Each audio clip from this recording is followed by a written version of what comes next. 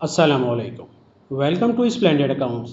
जैसा कि आपके नॉलेज में है, अराउंड 15 डेज़ या इससे कुछ दिनों पहले या कुछ दिनों के बाद हम अपनी लेटेस्ट बिल्ड अपलोड करते हैं, जिसमें हम कुछ नए फीचर्स भी ऐड करते हैं और क्लाइंट की रिक्वेस्ट पे भी, और हम खुद भी R&D कर रहे होते हैं, तो जिसके बेसिस पे हम अपने पुराने ऑप्शंस को, रिपोर्ट्स को या फॉर्म्स को फर्दर मॉडिफाई भी कर रहे होते हैं।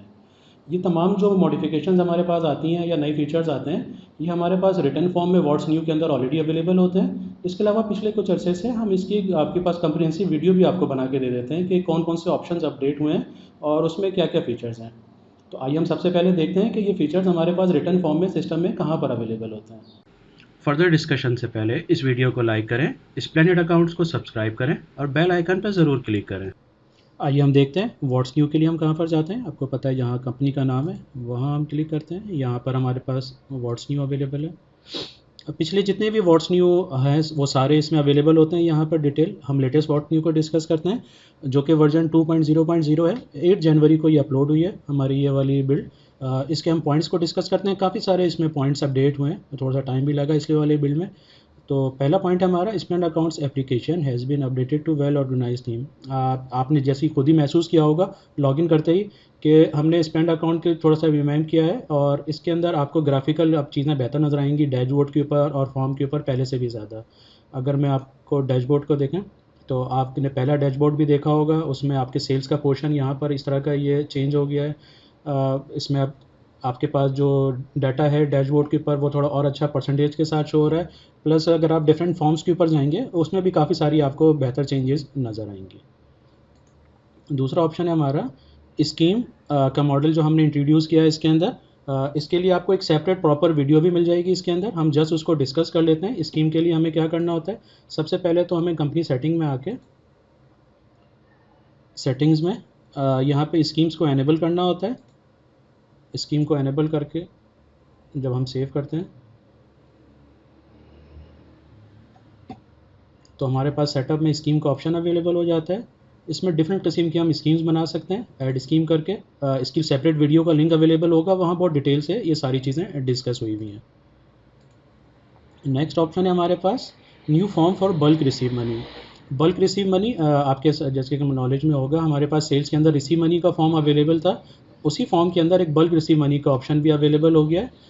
बल्क रिसीव मनी में के लिए आपको सेल्स में जाना है, सेल्स में रिसीव मनी में आपके पास न्यू ऑप्शन आ गया बल्क रिसीव मनी। इसको यूज़ कैसे करना है इसकी भी सेपरेट वीडियो अवेलेबल है, इसका लिंक आपको इसमें अवेलेबल होगा, वहाँ से आप डिटेल से देख सकते हैं। नेक्स्ट ऑप्शन है हमारे पास रिपोर्ट्स आर इम्प्रूव। काफ़ी सारी रिपोर्ट्स में टोटल्स ऑलरेडी नीचे पहले से मौजूद थे क्वांटिटीज़ के और वैल्यूज़ के। कुछ रिपोर्ट्स में अवेलेबल नहीं थे, हमने कोशिश की अब जितनी भी रिपोर्ट्स हैं आप चेक करेंगे जाके तो उसमें क्वांटिटीज़ का और वैल्यूज़ का टोटल वो शो हो रहा होगा वहाँ पे तकरीबन अब रिपोर्ट्स में। जो नेक्स्ट ऑप्शन है हमारे पास displaying taxes separately. Import model या डिफरेंट आपके सेक्टर्स में डिफरेंट किस्म के टैक्सेस प्रोडक्ट पे अप्लाई होते हैं, तो वो क्लब होके नीचे सबको शो कर रहा होता था, अब वो सेपरेटली शो होगा आपको। ये हम देख लेते हैं किस तरह होता है ये। मैं अगर एक सेल इनवाइस बनाता हूँ, मैंने यहाँ से कोई सा भी कस्टमर सेलेक्ट कर लिया, यहाँ से मैंने प्रोडक्ट सेलेक्ट कर। अच्छा, मल्टीपल टैक्सेस जो है प्रोडक्ट के ऊपर आप पहले से भी बता सकते हैं कि इस प्रोडक्ट पे इतना ये वाला टैक्स भी लगना है, ये वाला भी लगना है, ये वाला भी लगना है। लेकिन अगर आपने प्रोडक्ट के साथ वो टैक्स नहीं दिया है तो आप मैनुअल यहाँ से भी ऐड कर सकते हैं। अब एक टैक्स मेरा अप्लाई हुआ था, मैंने एक एक्स्ट्रा सेल टैक्स जो है 3% की टेस्टिंग के हैं, ये टैक्स मैंने एक अप्लाई कर दिया। एक मैंने विथ होल्डिंग टैक्स अप्लाई कर दिया, इसको मैंने ऐड कर दिया। अब देखें ये सारी चीज़ें मेरे पास यहाँ पर ऐड हो गई हैं। अब इसको मैं अगर ऐड करता हूँ तो अब देखें आपके पास यहाँ पर टैक्स की, अगर आप ये टैक्स के अंदर इसको शो करते हैं तो ये 14.18 किस तरह बना है ये आपके पास यहाँ पर डिटेल पूरी शो हो रही है। अगर आप इसको सेव करते हैं और इसका आप प्रिंट लेते हैं तो प्रिंट में भी अब ये डिटेल आपके पास सेपरेटली शो हो सकती है वहाँ पे। इसके बाद हमारा ऑप्शन है डिस्प्लेइंग एड्रेस ऑफ कस्टमर। यहाँ पे जो जिक्र है सेल इनवाइस का, सेल इनवाइस पे तो हमारे पास एड्रेसेस पहले से अवेलेबल थे, शो होते थे।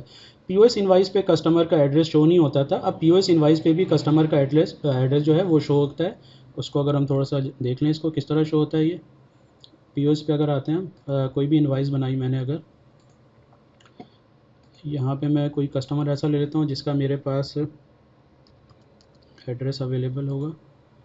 तो पेमेंट रिसीव पे मैं जाता हूँ। अब देखें जो मेरा कस्टमर था ये, इसका एड्रेस भी यहाँ पे नियर अबाउट जो भी आपने एड्रेस दिया हुआ होगा वो यहाँ पर आपके पास शो हो जाएगा। नेक्स्ट ऑप्शन है हमारे पास shortcut keys at POS. Point of sale के ऊपर आप नॉर्मली माउस से यूज़ करते थे, टैब यूज़ करते थे यानी कीबोर्ड वगैरह, लेकिन कुछ शॉर्टकट कीज़ हैं वो भी हमने इम्प्लीमेंट कर दिए हैं। दोबारा हम पीओएस के ऊपर आते हैं। आप देखें यहाँ पर आपके पास शॉर्टकट कीज़ का ऑप्शन आ गया। डिफरेंट फॉर्म्स के ऊपर डिफरेंट कीज़ काम कर रही होती हैं। तो ये पूरी कीज़ की डिटेल है कि किस पर्पज़ के लिए आपने कौन सी की प्रेस करनी है, पेमेंट के लिए किस पर जाना है, डायरेक्ट प्रिंट करना है तो वो किस तरह करना है, ये पूरी डिटेल यहाँ पर अवेलेबल है आपके पास। इसमें जो नेक्स्ट ऑप्शन है हमारे पास credit limit appearing below outstanding balance. Sale invoice और सेल के डिफरेंट फॉर्म्स के ऊपर अब कस्टमर की आउटस्टैंडिंग बैलेंस के साथ साथ क्रेडिट लिमिट भी वहाँ पर अब शो हो रही होती है। अब अगर सेल इनवाइस पर जाएंगे, इनवाइस बनाने जाएंगे, कोई ऐड सेल इनवाइस पे जाते हैं, कस्टमर्स का कोई भी कस्टमर अगर आप सेलेक्ट करते हैं तो देखें इसका यहाँ पर बिल बनाने के साथ साथ आपको इसका आउटस्टैंडिंग बैलेंस भी शो हो रहा है और यहाँ पे क्रेडिट लिमिट भी शो हो रही है कि आपने इसको कितने अमाउंट की लिमिट अलाउ की हुई है। नेक्स्ट ऑप्शन है हमारे पास option to display zero batch products in company settings. ये इस तरह होता है कि आपके पास कुछ लोगों की रिक्वेस्ट भी आई थी कि जो सेल इनवाइस पे जब आप बैच प्रोडक्ट को सेलेक्ट करते हैं तो डिफरेंट बैचेस आते हैं और उनकी क्वांटिटीज़ भी आती हैं लिखी हुई। तो पहले ये होता था कि अगर कोई प्रोडक्ट्स ऐसी हैं जिनकी ज़ीरो क्वांटिटी हो या माइनस में हो, वो सारी प्रोडक्ट वहाँ शो हो रही होती थी। तो आप लोगों की रिक्वेस्ट भी आई थी कि वहाँ पर सिर्फ वो प्रोडक्ट शो हों जिनमें कुछ क्वांटिटीज़ अवेलेबल हो, लेकिन कुछ लोग चाहते हैं कि ज़ीरो वाली भी शो हो। तो अब ये ऑप्शन हमने कंपनी सेटिंग्स में दे दिया है। कंपनी सेटिंग में जब आप जाएंगे सेटिंग्स में, तो जो बैचेस का पोर्शन है आपके पास उसमें देखें एक ऑप्शन आ गया है show batch with zero quantity. अगर आप यहाँ पर इसको एनेबल कर देंगे तो इससे क्या होगा कि अब आप जब सेल इनवाइस या दूसरे फॉर्म्स पे बैच वाली प्रोडक्ट को पिक करेंगे तो वहाँ पर आपके पास ज़ीरो और नेगेटिव वाली जो क्वांटिटी वाली है वो भी शो होंगी। अगर आप इसको डिसेबल करेंगे, ये अनचेक होगा यहाँ पर, तो वो होगा ये कि अब आपकी जो ज़ीरो क्वांटिटी वाली प्रोडक्ट है नेगेटिव वाली, वो वहाँ पर शो नहीं होंगी सेल इनवाइस के ऊपर। नेक्स्ट ऑप्शन है हमारे पास shipping charges field in purchase return. हमारे पास काफ़ी सारे फॉर्म्स पे शिपिंग चार्जेस का ऑप्शन अवेलेबल था, सेल्स पे था, सेल्स रिटर्न पे था, परचेज पे था, परचेज रिटर्न पे अवेलेबल नहीं था। अब हमने परचेज रिटर्न पे भी अगर आप बनाने जाएंगे तो वहाँ पे भी शिपिंग चार्जेस का ऑप्शन अवेलेबल हो गया। नेक्स्ट ऑप्शन है हमारे पास ऑप्शंस टू इधर अपडेट प्राइस और क्वांटिटी ऑन प्रोडक्ट्स। ये क्या ऑप्शन अवेलेबल है? ये इस तरह का ऑप्शन अवेलेबल है कि आप अगर हम किसी प्रोडक्ट में जाते हैं, पहले वो मैं यहाँ से प्रोडक्ट पे आता हूँ, मैं किसी भी एग्जिस्टिंग प्रोडक्ट को सेलेक्ट करता हूँ या मैं न्यू प्रोडक्ट पे अगर जाता हूँ तो मेरे पास यहाँ पर ये दो ऑप्शन आ गए हैं कि आपकी जो प्रोडक्ट है ये, इस प्रोडक्ट में आपने डू यू सेल और परचेज फ्रैक्शनल यूनिट, जब इसको आप अलाउ करेंगे तो यहाँ पर देखें आपके पास change price when amount update और change quantity when amount update. ये क्या सिलसिला है? ये होता है कि अगर आप इनको एनेबल नहीं करते कोई इशू नहीं है दोनों में से, लेकिन अगर आप किसी एक को करते हैं, पहले वाले को अमाउंट को अपडेट करते हैं, तो उसका इम्पैक्ट ये होता है कि आपने बिल बनाते हुए आपने कुछ क्वान्टिटीज़ दी, आपने 5 क्वान्टिटीज़ दी और उसको मैनेज करने की कोशिश, आपने डायरेक्ट इनवाइस के अमाउंट को वहाँ से अपडेट कर दिया तो वो प्रोडक्ट की प्राइसेस को अपडेट कर देता है। इसी तरह दूसरा केसेस ज़्यादातर पेट्रोल पंप इस तरह की जगहों पर होता है जहाँ पे आपने क्वांटिटी नहीं लिखी, आपने प्राइस सेट कर दी और टोटल अमाउंट लिख दिया कि 500 का पेट्रोल है और वो आपके पास इम्प्लीमेंट वो क्वांटिटी को अपडेट कर देता है। हम इसको देखते हैं एक बना के। ये वाली प्रोडक्ट ले ली जो हमने सेलेक्ट की थी, अभी हमने इसके अमाउंट को अपडेट किया हुआ है तो मैंने यहाँ लिखा, मैंने 5 पीसेस इसके दिए, सेल किए मैंने 1500 की जगह मैंने 1200 रुपये लेने हैं, तो मैं यहाँ से 1200 करूँगा तो प्राइस इसकी वो ऑटोमेटिकली अपडेट कर देगा सिस्टम। अब हम इसी के दूसरे सेटअप को देखते हैं। दूसरे सेटअप के लिए हम यहाँ पर आके इसी प्रोडक्ट के ऑप्शन को इसको चेंज करते हैं। इसको मैंने अमाउंट पे बेस कर दिया, इसको मैंने सेव एंड क्लोज़ किया। अब मैं यहाँ पे इसी प्रोडक्ट को दोबारा उठाता हूँ, टैक्स प्रोडक्ट। अब फॉर एग्ज़ाम्पल ये मेरी पेट्रोल या कोई सी भी प्रोडक्ट है ऑयल की, मैंने कहा कि मेरे यहाँ पे जो रेट है 147 है और मुझे 500 रुपये मिले हैं, तो मैं जैसे ही इसको अपडेट करूँगा इसकी आपकी क्वांटिटी ऑटोमेटिकली अपडेट हो जाएगी कि ये 500 का जो अमाउंट था इसमें कितनी क्वांटिटी बन रही है आपकी। तो ये सिलसिला हो गया आपके पास। इसके बाद जो हमारा नेक्स्ट ऑप्शन है displaying batch number and serial number on POS retail slip. POS की जो रिटेल स्लिप थी उसमें आप चेक कीजिएगा, तो उसमें पहले जो हमारी नॉर्मल इनवाइस पे तो स्लिप पे वो प्रिंट होता था ये A4 A5 वगैरह के ऊपर कि सीरियल नंबर और बैच वगैरह। अब पीओएस की स्लिप में भी आप निकाल के देखेंगे तो वहाँ पर भी ये चीज़ें प्रिंट हो रही होंगी। अगर बैच है तो बैच सेंसिटिव प्रोडक्ट आ रही होगी, सीरियल है तो सीरियल वाली प्रोडक्ट वहाँ पर आ रही होगी।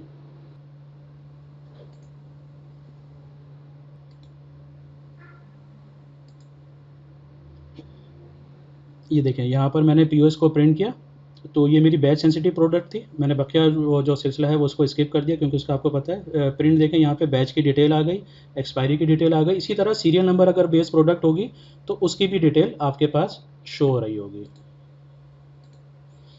नेक्स्ट ऑप्शन है हमारे पास confirmation message to proceed with zero price. अगर आप ज़ीरो प्राइस के साथ इनवाइस सेव करते हैं तो वो अब आपको मैसेज देगा कि आपने इस प्रोडक्ट की कोई प्राइस नहीं ली हुई है, ज़ीरो प्राइस के साथ आप इनवाइस बना रहे हैं। यहाँ से मैं प्रोडक्ट कस्टमर सेलेक्ट करता हूँ, कस्टमर के साथ मैं यहाँ से कोई प्रोडक्ट ले लेता हूँ, मैं इसकी प्राइस को ज़ीरो कर देता हूँ और मैं अगर सेव एंड अप्रूव करूँगा तो अब देखिए मुझे इसने मैसेज दे दिया कि आप ज़ीरो प्राइस के साथ कंटिन्यू करना चाह रहे हैं। अगर आप कंटिन्यू करना चाहते हैं तो यस करें, अगर नहीं चाहते, आप किसी गलती हो गई है कोई, तो आप इसको नो करके रोक सकते हैं। यहाँ पर मैंने यस किया तो मेरे ये मैसेज आया क्रेडिट का, ये मेरी इनवाइस सेव हो गई। नेक्स्ट ऑप्शन है हमारा ट्रांजैक्शन लॉग। ट्रांजैक्शन लॉग का हमने नया ऑप्शन क्या ऐड किया है, अब आप इंडिविजुअल डॉक्यूमेंट में भी अगर किसी ने कोई डॉक्यूमेंट को एडिट किया है या कोई और टास्क परफॉर्म किया है तो उसमें आप देख सकते हैं कि उसने क्या चेंज किया है या क्या मॉडिफिकेशन परफॉर्म की है उसने। ये हम देखते हैं, आप कहाँ पे देख सकते हैं। ये किसी भी डॉक्यूमेंट पे आ जाते हैं, मैं सेल इनवाइस पे आ जाता हूँ, किसी भी एग्जिस्टिंग सेल इनवाइस को हम देख लेते हैं। तो ये मेरी एक सेल इनवाइस बनी हुई है, इसमें अब मैं अगर शो करता हूँ तो अब देखिए यहाँ पर आपके पास इसका स्टेटस ये आ रहा होता है। आपने क्लिक किया तो क्या टास्क परफॉर्म हुआ है, क्या चीज़ें हुई हैं। मैं एक और काम करता हूँ, यहाँ पे इसको एक रिवाइज़ करता हूँ और फिर हम इसकी चेंजिंग देखते हैं कि क्या चेंज आ रहा है इसके अंदर। 100 के बजाय मैंने इसको 105 कर दिया है और फिर मैं इसकी प्राइस को भी अपडेट कर देता हूँ। इसको मैंने रिवाइज़ किया, क्वांटिटी का मैसेज है। अब मैं इसको शो करता हूँ तो देखिए एक तो ये डिटेल आ गई कि इनवाइसेस अपडेट हुई है ये, और अब अगर डिटेल देखते हैं तो ये हाईलाइट होके आ गया कि क्या क्या चीज़ें चेंज हुई हैं। प्राइस चेंज हुई है, उससे ग्रॉस चेंज हो गई है, क्वांटिटी चेंज हुई है, ये सारी चीज़ें हाईलाइट होके आ रही हैं। ये सिर्फ वो चेंजिंग आ रही है हाईलाइट होके कि जिसमें कोई चेंजिंग हुई है, लेकिन आप कहते हैं मुझे पूरी डिटेल चाहिए। तो अगर आप इस चेक को अनचेक करते हैं यहाँ पे तो पूरी इनवाइस की डिटेल आ गई जिसमें हाईलाइटेड भी चीज़ें हैं और अनहाईलाइटेड भी हैं। तो ये हमारा ऑप्शन हो गया। लास्ट ऑप्शन है हमारा backdate transaction limit is available on individual user. आपके नॉलेज में होगा पहले बैकडेट की जो डिटेल होती थी वो कंपनी सेटिंग्स में होती थी, जहाँ से आप बैकडेट सेट कर देते थे कि यूज़र्स यानी कि पूरी कंपनी में जितने भी यूज़र हैं वो सबके लिए कॉमन होता था कि कितने दिनों की बैकडेट एंट्रीज़ कर सकते हैं। अब इसको हमने क्या कर दिया, आपकी आसानी के लिए इंडिविजुअल यूज़र्स के ऊपर इसको ब्रेक कर दिया है। अगर आप किसी भी यूज़र पर जाते हैं तो अब यूज़र के रोल्स में आप जाएंगे, यहाँ पे देखें इसके पास बैकडेट इंडिविजुअली आ रही है, इसकी अलग आ सकती है। किसी और यूज़र पे मैं जाऊँगा तो इसकी सेम है, मैंने कहा इसकी मुझे चेंज करनी है तो इसकी आप चेंज कर दें इस यूज़र की। तो जो ये वाला यूज़र है ये इतने डेज़ की बैकडेट एंट्री करेगा, जो दूसरा यूज़र है वो जितनी डेज़ पहले से इसके पास असाइन है वो उतनी डेज़ की एंट्री करेगा। तो ये हमारी बिल्ड थी वर्जन 2.0.0 जो 8 जनवरी को अपलोड हुई थी, उसके हमने सारे पॉइंट डिस्कस कर लिए। थैंक यू, अस्सलाम वालेकुम।